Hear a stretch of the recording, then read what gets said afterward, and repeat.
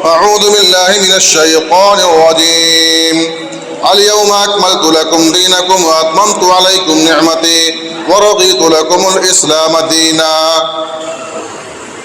وقال النبي صلى الله عليه وسلم: من عمل عملا ليس عليه أمرنا فهو رد. محترم حاضرین جمعہ، بزرگوں، نوجوان دوستوں، عزیز بچوں، میری ماؤں اور بہنوں، تمام قسم کی تعریف و توصیف، عظمت و کبریائی، بڑائی و بزرگی اس اللہ رب العالمین کے لیے لائق و زیبا ہے جس نے ہمیں اور آپ کو پیدا فرمایا. بعدہ انگنت درود و سلام نازل ہوں تمام انبیاء کرام علیہم الصلوۃ و تسلیم، بالخصوص ہمارے نبی حضرت محمد مصطفیٰ احمد مجتبیٰ صلی اللہ علیہ وسلم پر.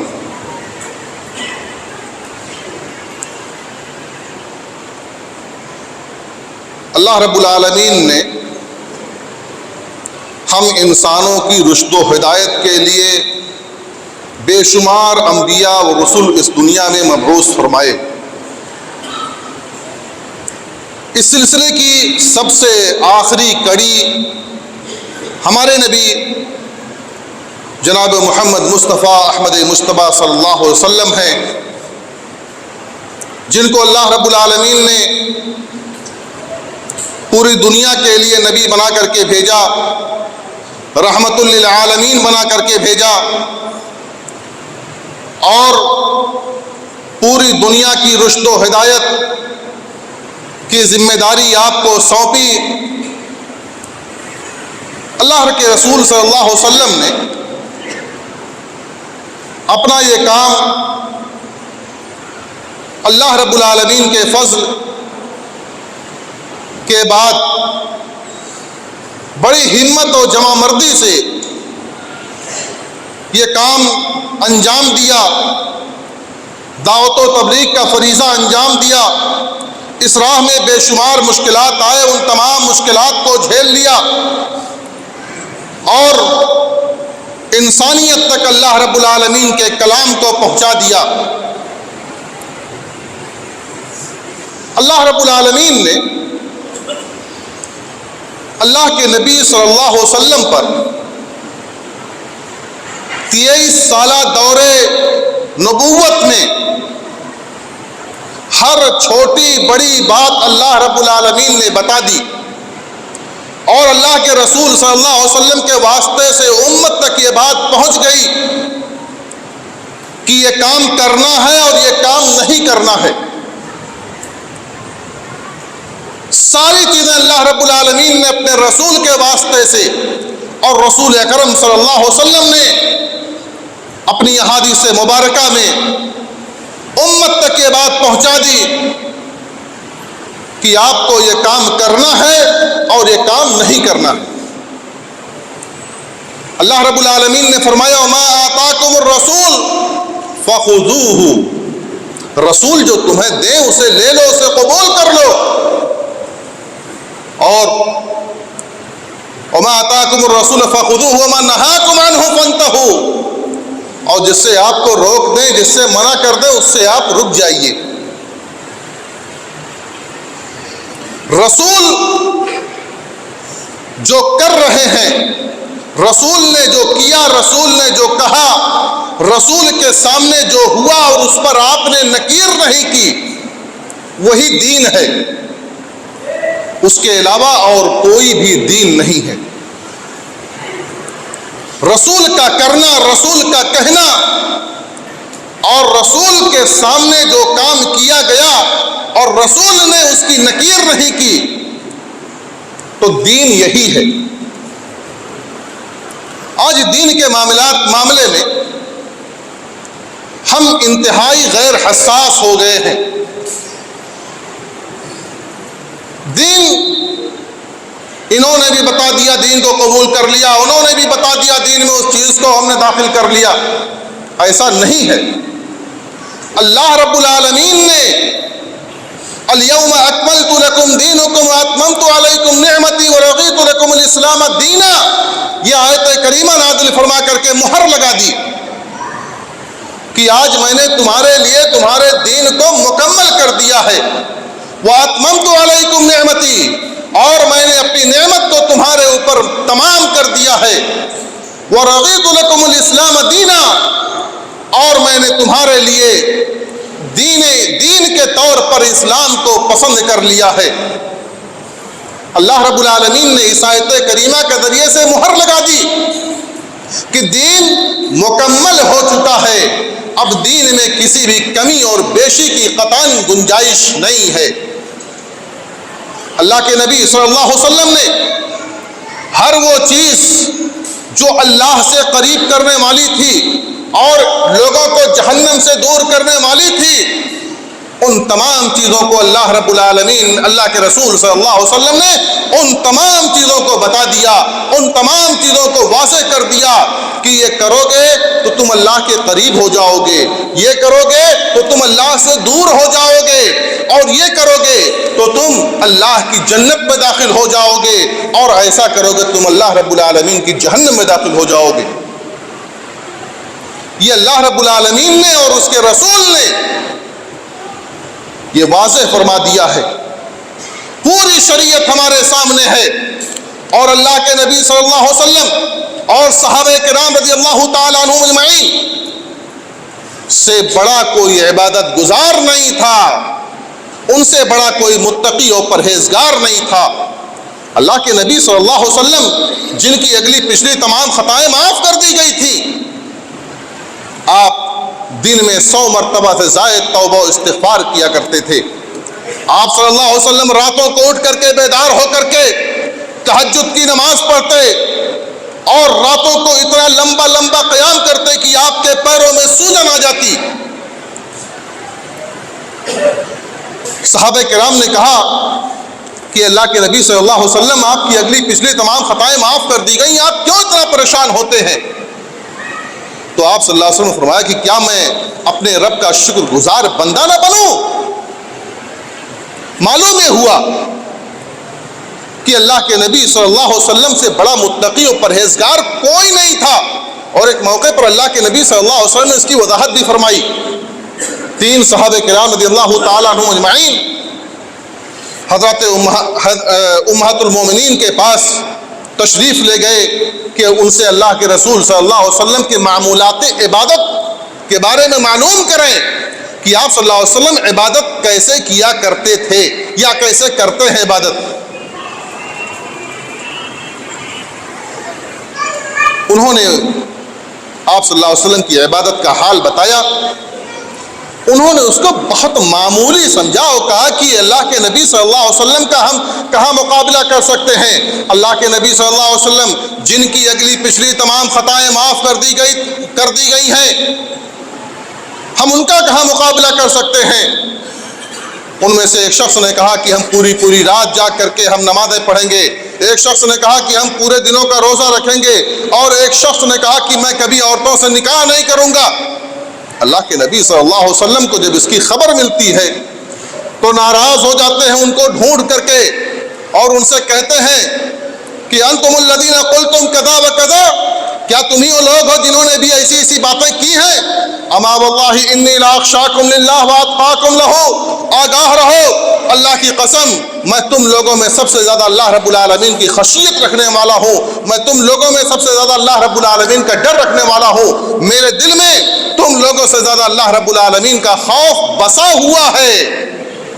لیکنی اصوم و افطر،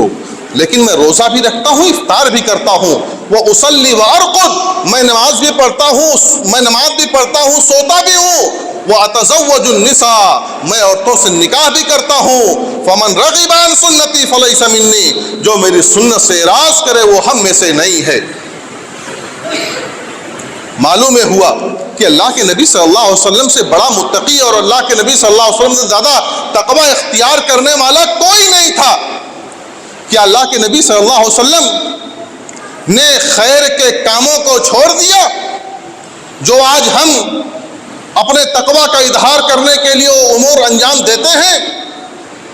جان لیجئے کہ فارمولہ بنا دیا گیا، شریعت نے فارمولہ بنایا ہے کہ جو کام رسول نے نہیں کیا، رسول نے نہیں کہا، رسول کے سامنے وہ کیا گیا اور اس پر آپ نے نکیر کر دیا یا آپ صلی اللہ علیہ وسلم اس پر خاموش رہے۔ رسول نے نہیں کیا ہے، رسول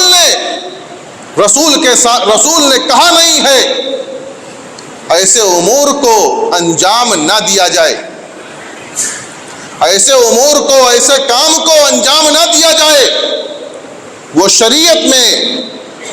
بدعت ہے۔ بدعت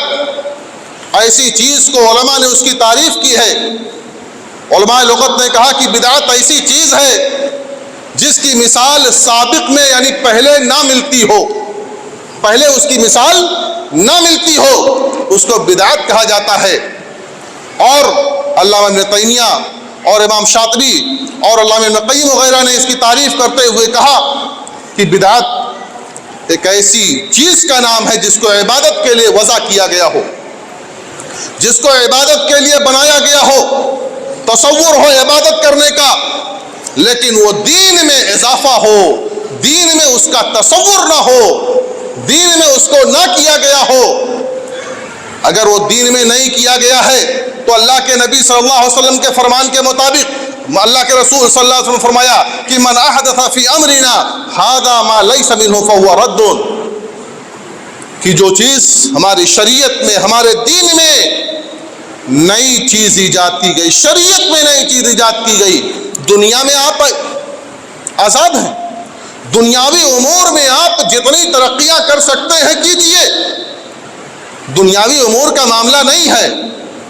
لوگ لچھے دار تقریریں کرتے ہیں اور کہتے ہیں کہ ارے یہ اس کو بدعت کیوں نہیں کہتے، اس کو بدعت کیوں نہیں کہتے، اس کو بدعت کیوں نہیں کہتے۔ پہلے آپ بدعت کی تعریف سیکھ لیجئے۔ بدعت کی تعریف دین میں نئے امور کو انجام دینا،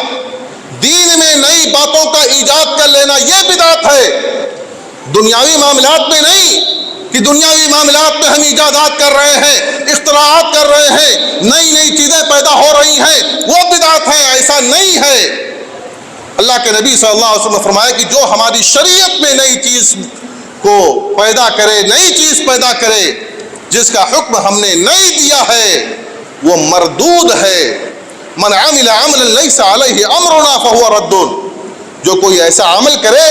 جس کا حکم ہم نے نہیں دیا ہے تو وہ مردود ہے۔ امام مالک رحمۃ اللہ علیہ نے اس سلسلے میں ایک فارمولہ بتا دیا اور کہا کہ گویا کہ جو لوگ دین میں اضافہ کرتے ہیں، دین میں اضافہ جو کیا جاتا ہے، وہ حقیقت یہ ہے کہ عام طور سے جہالت کی بنیاد پر کرتے ہیں اور یہ سمجھتے ہیں کہ ہم کو اس میں ثواب زیادہ مل جائے گا۔ اللہ رب العالمین نے جمعہ کی نماز کے لیے 2 رکعت متعین کی، 2 رکعت نماز پڑھنی ہے۔ ہم 3 پڑھ لیں، 4 پڑھ لیں، زیادہ ہے، ثواب ملے گا؟ قطعاً اس کا ثواب نہیں مل سکتا ہے اور یہ بدعت ہوگی۔ کیوں؟ اس لیے کہ ہم نے رسول کی مخالفت کی ہے، اللہ رب العالمین کی مخالفت کی ہے، رسول کی مخالفت کی ہے۔ اللہ رب العالمین نے 1 رکوع کرنے کا حکم دیا کہ 1 رکعت میں 1 رکوع کیا جائے، نہیں ہم 2 رکوع کریں گے۔ کیوں؟ زیادہ کریں گے ثواب ملے گا، لیکن وہ عمل شریعت کے مطابق نہیں ہے، اس لیے اس عمل کا کوئی بھی ثواب نہیں ہوگا، وہ بدعت ہے اور ہر بدعت گمراہی ہے۔ اللہ رب العالمین نے 1 رکعت میں 2 سجدے مشروع قرار دیے ہیں، اب 2 کے بجائے 3 کر لیں، 4 کر لیں، 5 کر لیں، 10 کر لیں، زیادہ ثواب ملے گا؟ نہیں، ایسا نہیں ہو سکتا ہے، زیادہ ثواب نہیں مل سکتا ہے۔ آپ زیادہ کے چکر میں آپ ساری چیزوں کو کھو دیں گے اور ثواب سے محروم ہو جائیں گے، اللہ رب العالمین کے عتاب کے شکار ہو جائیں گے۔ معلوم ہوا کہ اللہ کے نبی صلی اللہ علیہ وسلم نے جن امور کو نہیں کیا ہے انہیں ہمیں نہیں کرنا ہے۔ اللہ کے نبی صلی اللہ علیہ وسلم نے نہیں کیا، گویا کہ آپ صلی اللہ علیہ وسلم نے خیانت کی، آپ صلی اللہ علیہ وسلم نے خیانت کی۔ امام مالک رحمۃ اللہ علیہ نے اس سلسلے میں فرمایا کہ جو اسلام میں کسی چیز کو ایجاد کرتا ہے اور وہ یہ سمجھتا ہے کہ یہ اچھی چیز ہے، اس کا ایک گمان ہوتا ہے کہ یہ اچھی چیز ہے، تو اس کا گمان یہ ہے کہ محمد صلی اللہ علیہ وسلم نے اپنی رسالت میں خیانت کی ہے، رسالت کو صحیح طور سے نہیں پہنچایا، خیانت کر لی، اس کو دبا لیا تھا، اس کو نہیں بتایا، نعوذ باللہ من ذالک۔ اور اس کے بعد آپ نے وہی آیت کریمہ الیوم اکملت لکم دینکم واتممت علیکم نعمتی ورضیت لکم الاسلام دینا پڑھا اور کہا کہ تم اس کو پڑھو۔ اس آیت مبارکہ میں اللہ رب العالمین نے بتا دیا کہ دین مکمل ہو گیا، دین میں اب کمی نہیں رہ گئی، ذرا سی بھی گنجائش نہیں ہے کہ اس میں کچھ بھی اضافہ کیا جائے۔ اور اس کے بعد فرمایا کہ یہ امت اسی وقت درست رہ سکتی ہے جب وہ اپنے پہلے لوگوں پر، جس طرح سے ان کے پہلے لوگوں کا عمل تھا، ان کے عمل کے مطابق اپنا عمل بنائے، یعنی صحابہ کرام کے، اسلاف کرام کے طرز عمل پر وہ اپنی زندگی گزارے، شریعت میں ان کو اپنا معیار بنا لے، تب ان کا ایمان معتبر ہوگا، تب ان کا دین معتبر ہوگا۔ یعنی امام مالک رحمۃ اللہ علیہ نے بھی فارمولہ دے دیا، بتا دیا کہ دین وہی معتبر ہے جو رسول سے لیا جائے یا رسول کے جانثار صحابہ سے لیا جائے۔ صحابہ کرام رضی اللہ تعالیٰ عنہ اجمعین کو اللہ رب العالمین نے اسوہ اور نمونہ اور قدوہ بنا دیا ہے، وہ ہمارے ایمان کے معیار ہیں۔ اللہ رب العالمین نے فرمایا کہ فَإِنْ آمَنُوا بِمِثْلِ مَا آمَنْتُمْ بِهِ فَقَدِ اهْتَدَوْا، اگر وہ بھی تم جیسا ایمان لے آئیں تو ہدایت یاب ہو جائیں گے۔ یعنی ایمان کو معیار مقرر کر دیا، صحابہ کے ایمان کو معیار مقرر کر دیا کہ اگر کسی کا ایمان صحابہ کے ایمان کی طرح سے ہو گیا تو گویا کہ وہ ہدایت یاب ہو گیا۔ تو ہم کو دیکھنا ہے کہ صحابہ نے وہ کام کیا ہے کہ نہیں کیا، رسول نے نہیں کیا، صحابہ نے نہیں کیا، تو ہم ہی سب سے بڑے متقی ہو گئے۔ محرم سے لے کر کے پورے سال کے 12 مہینے، ہر جمعرات، ہر سوموار، ہر فلاں دن ہم نے طرح طرح کی بدعتیں ایجاد کر لی ہیں۔ محرم کے مہینے میں قتل حسین کے نام پر واویلا مچایا جاتا ہے، سفر کے مہینے میں پورے سفر کے مہینے کو منحوس قرار دے دیا گیا، ربیع الاول کے مہینے میں میلاد کی مجلسیں منعقد ہوتی ہیں، اور نہ جانے کون کون سے خرافات ہوتے ہیں۔ معاف کیجئے گا میرے نوجوانوں، مجھے بڑی تکلیف ہوئی جب میں نے سنا کہ عید میلاد النبی کے موقع پر اس جلوس میں ہمارے نوجوانوں نے بھی شرکت کی، ان نوجوانوں نے شرکت کی جو اپنے آپ کو کتاب و سنت کی بالادستی کا دم بھرتے ہیں کہ ہم کتاب و سنت کے علم بردار ہیں، کتاب و سنت پر ہم عمل کرنے والے ہیں، کتاب و سنت کے ہم حامل ہیں۔ ایسے لوگوں نے راستے صاف کروائے، ایسے لوگوں نے پانی پلایا، ایسے لوگوں نے ان کا ساتھ دیا۔ یہ بدعت ہے اور بدعتیوں کا ساتھ ہم نہیں دے سکتے ہیں، بدعتیوں کا ساتھ دینے والے کتاب و سنت کے حاملین نہیں ہو سکتے ہیں۔ اگر کوئی شخص ان کا ساتھ دیتا ہے تو گویا کہ وہ بھی انہی میں سے ہے۔ مجھے پہلے بتایا گیا کہ ہمارے بہت سارے نوجوانوں نے اس میں شرکت کی ہے، اور پھر بعد میں نے تصویریں بھی لوگوں کی دیکھی، کئی لوگ اس میں نظر آئے، ہمارے وہ ساتھی، ہمارے وہ بھائی جو اپنے آپ کو کہتے ہیں کہ ہم کتاب و سنت کا ماننے والے ہیں، ہم کتاب و سنت کو ماننے والے ہیں، ہم اہل الحدیث ہیں۔ کیا اہل حدیث میلاد کی مجلسوں میں شریک ہوتا ہے؟ کیا اہل حدیث بدعتیوں کا ساتھ دیتا ہے؟ کیا اہل حدیث بدعتوں کا ارتکاب کرتا ہے؟ اہل حدیث کا نام بدنام نہ کیا جائے۔ اہل حدیث وہ ہوتا ہے جو کتاب و سنت کی پابندی کرتا ہے، کتاب و سنت کے علاوہ اور کسی چیز پر عمل نہیں کرتا ہے، کتاب و سنت کا پابند ہوتا ہے، شریعت کا پابند ہوتا ہے، شریعت کے اصولوں کا پابند ہوتا ہے۔ یہ ہماری اہل حدیثیت کہاں چلی گئی؟ ہماری غیرت کہاں چلی گئی؟ ہوش کے ناخن لے لو اور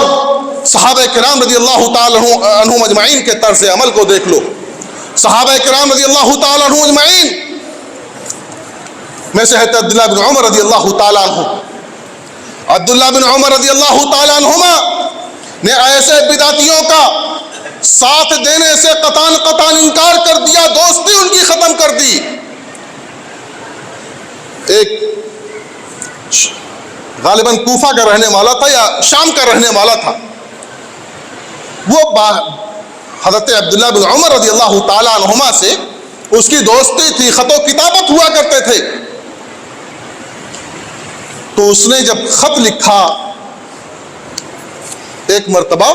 یا اس نے کسی سے سلام پہنچوایا، تو حضرت عبداللہ بن عمر رضی اللہ تعالیٰ عنہما نے کہا کہ نہیں، اب ختم، ہمارا تمہارا معاملہ ختم ہو گیا، اس لیے کہ تم نے بدعتوں کا ارتکاب کرنا شروع کر دیا ہے، بدعتیں شروع کر دی ہے، ہمارا تمہارا معاملہ ختم ہو گیا۔ میرا سلام اس کو مت پہنچاؤ، اس لیے کہ وہ تقدیر کا منکر ہے، منع کر دیا، کہا اس کا سلام مجھے مت پہنچاؤ، اس کا سلام مجھے مت پہنچاؤ، اس لیے کہ وہ بدعتوں کا ارتکاب کر رہا ہے، وہ منکر ہو گیا ہے، تقدیر کا منکر ہو گیا ہے، میں اس کو خط کا جواب نہیں دے سکتا۔ لکھا کہ میں تمہارے خط کا جواب نہیں دے سکتا ہوں، اس لیے کہ تم بدعتیوں کا ساتھ دیتے ہو، بدعتوں کا ارتکاب کرتے ہو۔ ہم کہتے ہیں کہ ہم انہی صحابہ کے طرز عمل پر چلتے ہیں، ہم اپنے ایمان کو معیار بناتے ہیں ان کے ایمان پر، ان کے ایمان جیسا ہم اپنا ایمان بناتے ہیں۔ مسلمانوں، غور کر لو اور ہوش کے ناخن لے لو، یہ ساری کی ساری چیزیں، ان ساری چیزوں کا شمار اگر شریعت نے اس کا حکم نہیں دیا ہے، اللہ کے نبی صلی اللہ علیہ وسلم نے کہا نہیں ہے، کیا نہیں ہے، آپ کے سامنے کیا نہیں گیا ہے، تو وہ بدعت ہے، وہ بدعت ہے۔ اس لیے ہمیں اور آپ کو ہوش کے ناخن لینے کی ضرورت ہے۔ یہ بدعات سے اللہ رب العالمین نے بھی بدعات سے روکا۔ اللہ رب العالمین نے فرمایا کہ وَأَنَّ هَذَا صِرَاطِي مُسْتَقِيمًا فَاتَّبِعُوهُ وَلَا تَتَّبِعُوا السُّبُلَ فَتَفَرَّقَ بِكُمْ عَنْ سَبِيلِهِ، کہ تم میرے اس راستے کی پیروی کرو، صراط مستقیم کی پیروی کرو، سیدھے راستے کی اتباع کرو۔ وَلَا تَتَّبِعُوا السُّبُلَ، ادھر ادھر راستوں میں مت بھٹکو، ان کی اتباع نہ کرو۔ فَتَفَرَّقَ بِكُمْ عَنْ سَبِيلِهِ، اگر تم ایسا کرو گے تو راستے سے بھٹک جاؤ گے۔ اور بے شمار آیتیں ہیں اور حدیثوں میں اللہ کے نبی صلی اللہ علیہ وسلم نے منع فرمایا ہے کہ تم نئی چیزوں کی اتباع، نئی چیزوں کو شریعت میں ایجاد نہ کرو اور نہ ہی ان کی اتباع و پیروی کرو۔ اور اگر کوئی شخص ایسا کرتا ہے تو دنیا میں بھی اللہ کے رسول صلی اللہ علیہ وسلم نے سنت کی مخالفت کرنے والے کے سلسلے میں فرمایا، اللہ رب العالمین نے قرآن مجید میں فرمایا کہ فَلْيَحْذَرِ الَّذِينَ يُخَالِفُونَ عَنْ أَمْرِهِ أَن تُصِيبَهُمْ فِتْنَةٌ أَوْ يُصِيبَهُمْ عَذَابٌ أَلِيمٌ۔ اسے ڈرتے رہنا چاہیے، جو رسول کی مخالفت کرتے ہیں، رسول کا حکم نہیں مانتے ہیں، رسول کے حکم سے روگردانی کرتے ہیں، ایسے لوگوں کو ڈرتے رہنا چاہیے، یہ کہ کہیں وہ کسی فتنے میں نہ مبتلا ہو جائیں، کہیں ان پر کوئی عذاب نہ آ جائے، اللہ رب العالمین انہیں عذاب میں نہ مبتلا کر دے۔ اور قیامت کے روز ایسے بدعتیوں کا حشر کیا ہوگا؟ اللہ کے نبی صلی اللہ علیہ وسلم نے فرمایا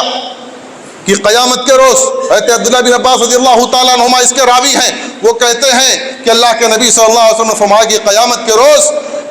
میری امت میں سے کچھ لوگوں کو لایا جائے گا اور انہیں بائیں جانب سے انہیں جہنم میں ڈھکیل دیا جائے گا۔ میں کہوں گا کہ یہ تو میری امت کے لوگ ہیں، اعضائے وضو چمک رہے ہیں، بڑے نمازی تھے، بڑے تقوی و طہارت والے تھے، اعضائے وضو ان کے چمک رہے ہوں گے، تم نے ان کو جہنم میں کیوں داخل کر دیا؟ وہ کہیں گے کہ اللہ کے نبی صلی اللہ علیہ وسلم آپ کو نہیں معلوم، آپ کے مرنے کے بعد، آپ کے اس دنیا سے رخصت ہو جانے کے بعد انہوں نے دین میں نئی نئی باتوں کو ایجاد کر لیا تھا، دین میں نئی نئی باتیں پیدا کر لی تھی۔ اور اسی طرح سے اللہ کے نبی صلی اللہ علیہ وسلم جب حوض کوثر پر ہوں گے، لوگوں کو کوثر، جام کوثر سے سیراب کر رہے ہوں گے، ایک جماعت آئے گی، ایک ٹولی آئے گی جس کے اعضائے وضو چمک رہے ہوں گے۔ یہ خالی امت محمدیہ کی خصوصیات میں سے ہے کہ امت محمدیہ کے اعضائے وضو چمکیں گے۔ اگر انہوں نے وضو کیا ہوگا، نمازیں پڑھی ہوں گی تو ان کے اعضائے وضو چمکیں گے۔ یہ امت محمدیہ کی خصوصیات میں سے ہے، ان کے علاوہ اور کسی امت کی خصوصیت نہیں حاصل ہے، کسی امت کے لیے یہ شرف نہیں ہے، یہ صرف امت محمدیہ کو شرف حاصل ہے کہ ان کے اعضائے وضو چمک رہے ہوں گے۔ وہ آئیں گے اللہ کے نبی صلی اللہ علیہ وسلم کے پاس پانی پینے کے لیے، آب کوثر سے، جام کوثر سے سیراب ہونے کے لیے۔ انہیں ڈھکیل دیں گے فرشتے، دیوار کھڑی کر دیں گے اور کہیں گے تم دور ہو جاؤ، دور ہو جاؤ، دور ہو جاؤ۔ اللہ کے نبی صلی اللہ علیہ وسلم کہیں گے کہ بھائی ان کو تم کیوں دور کر رہے ہو، کیا وجہ ہے؟ یہ تو ہماری امت کے لوگ ہیں، ان کے اعضائے وضو چمک رہے ہیں، بڑے نمازی تھے، دنیا میں انہوں نے بڑی نمازیں پڑھی ہوں گی۔ وہ کہیں گے کہ اللہ کے رسول صلی اللہ علیہ وسلم آپ کو نہیں معلوم، آپ کے جانے کے بعد انہوں نے نئی نئی بدعتیں، نئی نئی چیزوں کو پیدا کر لیا تھا، دین میں نئی نئی باتوں کو، نئے نئے امور انہوں نے ایجاد کر لیے تھے، نئے نئے کام یہ کرنے لگے تھے، اس لیے انہیں جہنم میں ڈھکیل دیا جائے گا۔ دنیا میں بھی بدعتیوں کا حشر اچھا نہیں ہے اور آخرت میں بھی ان کا ٹھکانہ برا سے برا ہوگا۔ اور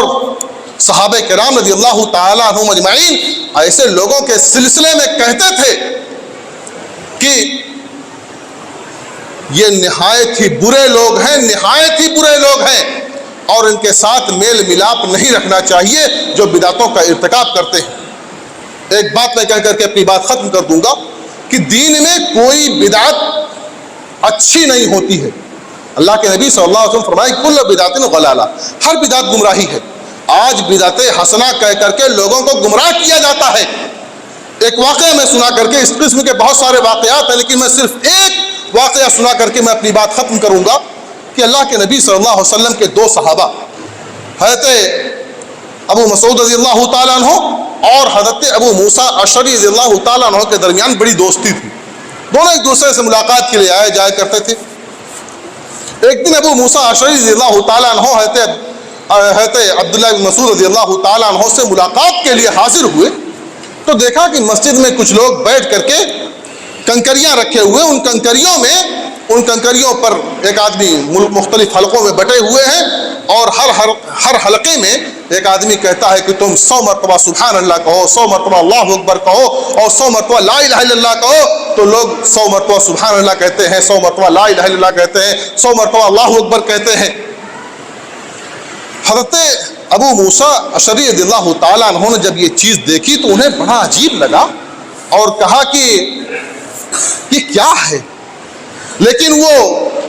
اس وقت خاموش رہے۔ حضرت عبداللہ بن مسعود رضی اللہ تعالیٰ عنہ سے جا کر کے کہا کہ میں نے بھی مسجد میں ایک عجیب و غریب چیز دیکھی ہے اور جو میں سمجھتا ہوں کہ صحیح نہیں ہے، جس کو میں صحیح تصور نہیں کرتا ہوں۔ تو کہا کہ آپ نے ان سے کیا کہا؟ کہا کہ میں نے انتظار کیا کہ آپ کا اس سلسلے میں کیا حکم ہے، آپ کا کیا فیصلہ ہے، یا آپ کی رائے کیا ہے، آپ کی رائے ہم نے جاننی چاہیے، اس لیے میں خاموش رہا۔ کہا کہ تم کو ان سے کہنا چاہیے کہ اس سے بہتر تھا کہ تم اپنی برائیاں شمار کرو، اور اگر وہ اپنی برائیاں شمار کرتے تو گھاٹے میں نہ ہوتے، وہ فائدے ہی میں ہوتے۔ اس کے بعد حضرت عبداللہ بن مسعود اور حضرت ابو موسیٰ اشعری رضی اللہ تعالیٰ عنہ دونوں تشریف لائے مسجد میں، اور حضرت عبداللہ بن مسعود رضی اللہ تعالیٰ عنہ نے کہا تم کیا کر رہے ہو؟ کہا کہ اے ابو عبد الرحمن، ہم نیکی کا کام کر رہے ہیں، ہم 100 مرتبہ یہ کر رہے ہیں، ایسا کر رہے ہیں، ساری چیزیں بتائیں کہ ہم ان کے ذریعے سے ان کنکریوں پر ہم سبحان اللہ، الحمدللہ، لا الہ الا اللہ پڑھ رہے ہیں۔ حضرت عبداللہ بن مسعود رضی اللہ تعالیٰ عنہ نے کہا کہ اے امت محمد، ہلاکت ہو تمہارے لیے، تم اتنی جلدی بدل گئے، تم اتنی جلدی گمراہی کا شکار ہو گئے۔ ابھی اللہ کے نبی صلی اللہ علیہ وسلم رخصت ہوئے ہیں، ان کے بکثرت صحابہ موجود ہیں، ان کے کفن بھی ابھی، ان کے کپڑے بھی ابھی گندے نہیں ہوئے، میلے نہیں ہوئے، اور ابھی ان کے برتن بھی نہیں ٹوٹے، تم اتنی جلدی ضلالت پر آ گئے، گمراہی پر آ گئے، تم اتنی جلدی گمراہی پر آ گئے، گمراہ ہو گئے، اور تم اس سے کوئی نیکی نہیں کرنا چاہتے ہو، تم اس سے ایک فتنے کا دروازہ کھول رہے ہو۔ کہا ہے ابو عبد الرحمن ما اردنا الا بخیرین، ہم اس سے صرف خیر ہی کا ارادہ کر رہے ہیں، کسی برائی کا ارادہ ہمارا نہیں ہے۔ خیر کا ارادہ انہوں نے کیا تھا، لیکن آپ نے بہت سختی کے ساتھ منع کیا اور کہا کہ یہ اچھا کام نہیں ہے، یہ برا کام ہے، دین میں ایجاد کرنا ہے، شریعت میں نئی چیز کو پیدا کرنا ہے، منع کر دیا، اس سے بہت سختی کے ساتھ منع کیا۔ حضرت عمرو بن سلمہ رضی اللہ تعالیٰ عنہ کہتے ہیں کہ میں نے ان لوگوں میں سے اکثر لوگوں کو خوارج کی طرف جنگ نہروان میں خوارج کی طرف سے لڑتے ہوئے دیکھا، یعنی سب خارجی ہو گئے، سب خارجی ہو گئے، جتنے بدعتی تھے سب خارجی ہو گئے، خوارج میں ان کا شمار ہوا۔ اس لیے میرے مسلمانوں، بھائیوں، دوستوں، عزیزوں، بدعتوں کو پہچاننا چاہیے، بدعتوں کی معرفت ہمیں حاصل کرنی چاہیے کہ بدعت ہے کیا چیز۔ اللہ کے نبی صلی اللہ علیہ وسلم کی سنت پر قائم و دائم ہونا چاہیے، اور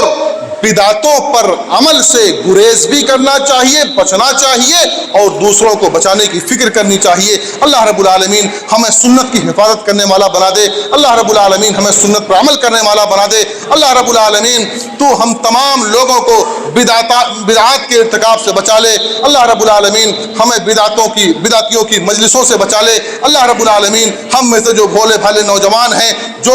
جانے میں انجانے میں کسی مصلحت کے پیش نظر اگر شریک ہو جاتے ہیں، اے اللہ تو ہم تمام لوگوں کو معاف فرما دے، اور آئندہ ایسے امور نہ کرنے کی توفیق دے دے کہ ہم آئندہ بدعتوں کا ارتکاب نہ کریں۔ اللہ رب العالمین تو تمام مسلمانوں کی حفاظت فرمائے۔ اللہ رب العالمین تو ہم تمام لوگوں کی مغفرت فرما دے۔ اللہم اغفر لنا وللمؤمنین والمؤمنات وللمسلمین والمسلمات وألف بین قلوبہم وأصلح ذات بینہم وانصرهم على عدوك وعدوهم اللهم لعن الكفرة الذين يصدون عن سبيلك، اللهم لعن الكفرة الذين يصدون عن سبيلك، اللهم لعن الكفرة الذين يصدون عن سبيلك ويكذبون رسلك ويقاتلون أولياءك، اللهم خالف بين كلمتهم، اللهم خالف بين كلمتهم، اللهم خالف بين كلمتهم وزلزل أقدامهم وشتت شملهم وخرب بنيانهم ودمر ديارهم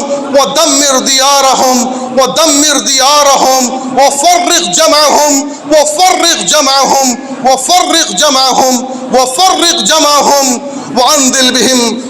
به بأسك الذي لا ترده عن القوم المجرمين اللهم إنا نجعلك في نحورهم ونعوذ بك من شرورهم۔ اے اللہ تو ہم تمام مسلمانوں کی حفاظت فرما لے، اے اللہ تو ہم تمام مسلمانوں کو اپنے حفظ و امان میں رکھ، اے اللہ تو ہم تمام لوگوں کو اپنے غیب سے ہم تمام لوگوں کی مدد فرما دے، اے اللہ تو مسجد اقصیٰ کی حفاظت کر، اے اللہ تو فلسطین کے مسلمانوں کی حفاظت کر، اے اللہ تو مسجد اقصیٰ کی حفاظت ویسے ہی کر جیسا کہ ابرہہ کے لشکر کو تو نے خاک میں ملا دیا تھا۔ اے اللہ تو ابابیلوں کا لشکر بھیج دے، اے اللہ تو غیب سے مسجد اقصیٰ کی حفاظت فرما لے، اے اللہ تو ہم مسلمانوں کی حفاظت فرما لے، اے اللہ غزہ کے مسلمانوں کی حفاظت فرما، اے اللہ بڑے مسکین ہیں، اے اللہ بڑے پریشان حال ہیں، اے اللہ تو ان کی حفاظت فرما لے، اے اللہ تو ان کی غیب سے مدد فرما دے، اے اللہ بڑے مسکین ہیں، اے اللہ تو ان مسکینوں پر اپنا رحم و کرم کا سایہ عطا فرما دے، اے اللہ وہ بہت ہی پریشان حال ہیں، اے اللہ تو ان کی پریشانیوں کو دور کر دے، اے اللہ تو انہیں تمام پریشانیوں سے نجات دے دے، اے اللہ تو ان کمزور نہتوں کو طاقت و قوت عطا کر دے، اے اللہ تو ان تمام لوگوں کو، اے اللہ تو ان تمام لوگوں کو نیست و نابود کر دے، انہیں خاک میں ملا دے جو انہیں خاک میں ملانا چاہتے ہیں، اے اللہ تو ان تمام لوگوں کو، اے اللہ ان تمام لوگوں کی حفاظت فرما جو تیرے بندے ہیں، جو تیرے محبوب بندے ہیں، جو تیری عبادت کرتے ہیں، جو تیری وحدانیت کے قائل ہیں، اے اللہ تو تمام مسلمانوں کی حفاظت فرما۔ وصلی اللہ علی نبی الکریم۔